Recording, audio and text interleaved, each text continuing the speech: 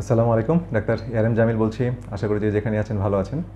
আজকের ভিডিওতে আমরা আলোচনা করব কিভাবে আমরা আমাদের চুল পড়া প্রিভেন্ট করতে পারি, অর্থাৎ প্রাকৃতিকভাবে চুল গজানোর কিছু পদ্ধতি বা কারণ বা এর গভীরতা আমরা একটু বিশ্লেষণ করব বা কী সমাধানের পথও আমরা খোঁজার চেষ্টা করব। তো natural way to regrow hair, that means হচ্ছে প্রাকৃতিকভাবে কীভাবে আমাদের চুল যাদের পড়ে যাচ্ছে সেটাকে আমরা ফিরিয়ে আনতে পারি। তো হেয়ার বা চুলটা এক ধরনের প্রোটিন এবং এই প্রোটিনের মধ্যে একটা গুরুত্বপূর্ণ অ্যামাইনো অ্যাসিড হচ্ছে লাইসিন।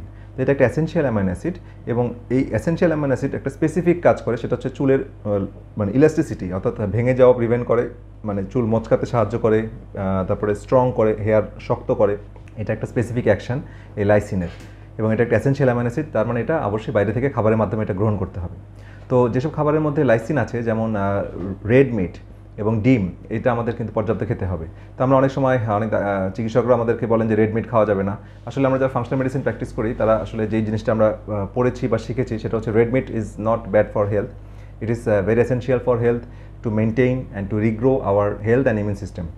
কারণ এখানে অনেক ইম্পর্টেন্ট অ্যামাইনো অ্যাসিড আছে। ফার্স্ট ক্লাস অ্যামাইনো অ্যাসিডগুলো আপনি রেড মিট থেকে পাবেন। আল্লাহ তাআলা কোনো কিছুই এমনি এমনি বান্দার জন্য দেয়নি, এটা বেসিক কিছু ফিলোসফি আপনাকে অ্যাপ্লাই করতে হবে।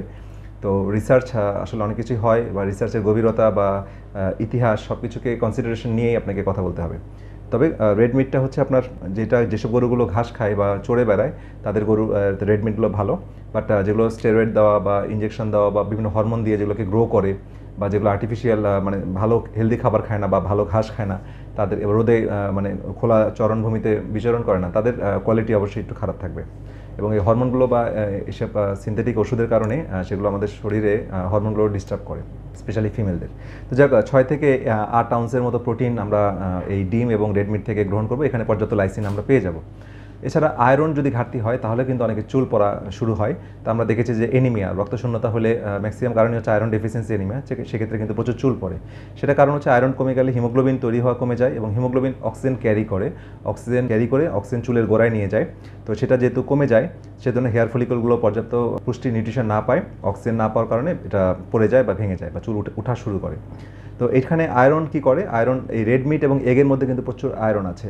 এছাড়া রেড মিট দেখবেন লাল, আয়রন যেখানেই আছে সেটা কিন্তু লাল বর্ণ হয়। যেসব ফ্রুটসের মধ্যে আয়রন আছে সেটা লাল বর্ণ হয়, যেমন আনার, বেদানা, হ্যাঁ, তারপরে ড্রাগন ফল বা এই জাতীয় রেড যে খাবারগুলো, রেড মিট মানে লাল মাংসতেও আয়রন আছে, কলিজাতে আয়রন আছে, তারপরে উদ্ভিদের মধ্যে কলা, কচু, এগুলোতে আয়রন আছে। এছাড়া এরপরে যে কারণটা বলবো সেটা হচ্ছে স্ট্রেস। বিভিন্ন দুশ্চিন্তা হলে আমাদের চুল পড়ে যায়। এটা কারণ কি, দুশ্চিন্তা হলে আমাদের ইমিউনিটি কমে যায় এবং চুলের গোড়াগুলো পর্যাপ্ত পুষ্টি পায় না, এবং লাইসিনও কমে যায়। এই অ্যামাইনো অ্যাসিডটাও দুশ্চিন্তাতে কমে যায় এবং এটা আমাদের হেয়ার লসের কারণ। তো যখন টেনশন বা দুশ্চিন্তা থাকবে তখন কিন্তু আমাদের বেশি রেড মিট খাওয়া উচিত বা ডিম খাওয়া উচিত, ঠিক আছে? আর এইটা ইম্পর্টেন্ট মেসেজ হচ্ছে যে আমাদের পেটের যে উপকারী ব্যাকটেরিয়া, এটার যখন ডিসবায়োসিস হয়, অর্থাৎ এটার যখন ইমব্যালেন্স হয় বা সংখ্যা কমে যায়, যেমন আমরা অনেকদিন অ্যান্টিবায়োটিক খাচ্ছি, অথবা আমরা এমন সিনথেটিক মাংস খাচ্ছি যেখানে গরুকেই অ্যান্টিবায়োটিক দেওয়া হয়েছে, এবং আমরা ওই অ্যান্টিবায়োটিকটা আমরা যখন খাচ্ছি রান্না করে, খাবারের মাধ্যমে, ওই অ্যান্টিবায়োটিকটা আমার শরীরে যে আমার উপকারী ব্যাকটেরিয়া কমায় ফেলতেছে। আমি হয়তো অ্যান্টিবায়োটিকটা খাইনি, কিন্তু গরুকে ওই অ্যান্টিবায়োটিক ইনজেকশন দেওয়ার কারণে ওই অ্যান্টিবায়োটিকও কিন্তু আমাকে প্যাসিভলি প্রভাব ফেলতেছে, হ্যাঁ, ইনডিরেক্টলি আমাকে ইম্প্যাক্ট ফেলতেছে আমার গাট মাইক্রোবায়োমের উপর। তো এটা একটা ইম্পর্টেন্ট একটা মেসেজ। তো এইভাবে সচেতন থাকা উচিত, এবং যারা ভেটেরিনারি সার্জন আছেন, ভেটেরিনারি ডাক্তার আছেন, তাদেরকে আসলে ন্যাচারাল ওয়েগুলো বা ন্যাচারাল ট্রিটমেন্ট পশু পাখিরও করা উচিত, বিকজ আমরা তাদেরকে কনজিউম করি। তো এই বিষয়গুলো যারা ন্যাচারাল ট্রিটমেন্ট যারা জানেন, যারা ন্যাচারাল ওয়েতে পশুদের ট্রিটমেন্ট করতে পারেন, তারা আসলে আমাদের জন্য হেল্প করছেন, ঠিক আছে? তাদেরকে এগিয়ে আসার জন্য আমি আহ্বান জানাচ্ছি। তো গাট মাইক্রোবায়োম অনেক অ্যামাইনো অ্যাসিড সিনথেসিস করতে কার্যকর ভূমিকা পালন করে।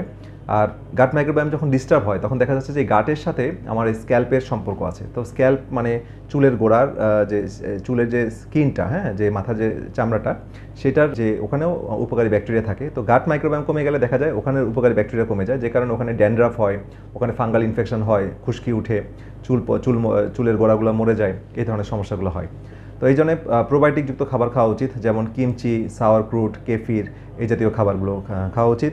আর এটা হচ্ছে, এছাড়া প্রোবায়োটিক সাপ্লিমেন্টও দেওয়া যেতে পারে, সেটা অবশ্যই আপনার চিকিৎসক বুঝবেন যে কোন সাপ্লিমেন্ট কখন কোন ডোজে কীভাবে দিতে হবে। আর এটা আমাদের হেয়ার গ্রোথে হেল্প করে। আর এরপরে একটা ইম্পর্টেন্ট হরমোন, সেটা হচ্ছে টেস্টোস্টেরন, হ্যাঁ, যদি অনেকের অত্যাধিক চলে আসে, সেটা অনেক কারণে হতে পারে। এর মধ্যে হাই পোটেন্ট যেটা ডিএসটি, ডাইহাইড্রোক্সি টেস্টোস্টেরন, এটা যদি বেশি হয় তাহলে কী হবে, হেয়ার লস হয় এবং হেয়ার পাতলা হয়ে যায়। চুল পড়ে যায় এবং চুল পাতলা হয়ে যায়। তো ন্যাচারাল যেটা খাবারের মধ্যে জিঙ্ক আছে, সেই জিঙ্কগুলো কিন্তু ডিএসটিকে প্রিভেন্ট করে, মানে ডিএসটি আধিক্যটা কমিয়ে আনে, এবং লাইসিন যে অ্যামাইনো অ্যাসিড সেটাও কিন্তু কমিয়ে আনে। এবং মানে ইন্টারেস্টিং হচ্ছে যে জিঙ্ক এবং লাইসিন দুইটাই কিন্তু রেড মিট ডিমে পাওয়া যায়। সো যেসব খাবারে জিঙ্ক এবং লাইসিন আছে সেগুলোর দিকে আমার ফোকাস করতে হবে। এছাড়া লাইসিন আমাদের ওভারঅল অ্যামাইনো অ্যাসিডটা আমাদের ওভারঅল অনেক হেলথ বেনিফিট প্রোভাইড করে এবং আমাদের ইমিউনিটিকে বুস্ট আপ করে। এবং কিছু ন্যাচারাল রেমেডি আছে যেটা হেয়ার লসকে প্রিভেন্ট করে, যেমন পামকিন সিড অয়েল, মিষ্টি কুমড়া থেকে বীজ থেকে যে তেলটা পাওয়া যায়, গ্রিন টি এক্সট্র্যাক্ট, তারপরে stinging nettle root and nutritional yeast, হ্যাঁ, এগুলোর মাধ্যমে আমরা পর্যাপ্ত পরিমাণে নিউট্রিশন পাই, ফাইটোনিউট্রিয়েন্টগুলো পাই, যেটা হেয়ার গ্রোথে সাহায্য করে। এছাড়া আমরা অল্টারনেটিভ মেডিসিনের মধ্যে হোমিওপ্যাথি, এটা এনার্জি ফর্ম অফ মেডিসিন, এখানে এনার্জি রিলিজ করা হয় ওয়াটার কম্পাউন্ডের মধ্যে।